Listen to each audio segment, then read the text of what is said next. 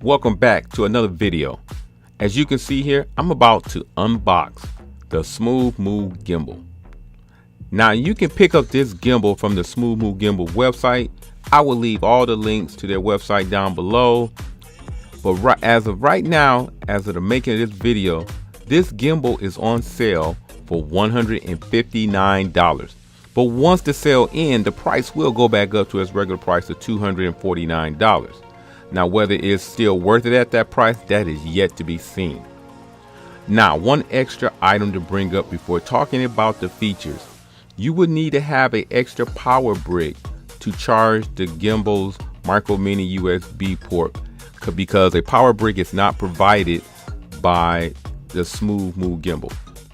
It has a Pro 3 axis stabilizer, built-in power bank for charging your phone, programmable motion lapse, a mini tripod is included, auto face and object following features, full wireless control, built-in extension, and telescoping arm. Also, 2-wire connections is provided, a micro mini and a Type-C connection. Really, the only thing that's missing is a charging connector for iPhones. To connect the gimbal, you would need to go to the App Store, whether you're on Android or iOS, and download the Smove Mobile Gimbal app, which will help you connect to your phone to the Smove Mobile Gimbal. You will be greeted with the standard pairing instructions, nothing hard, and a very simple user interface.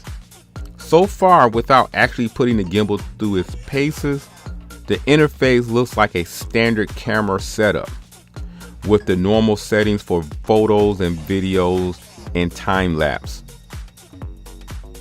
The body of the gimbal is made up of a plastic and metal build, and it has a very nice quality feel to it.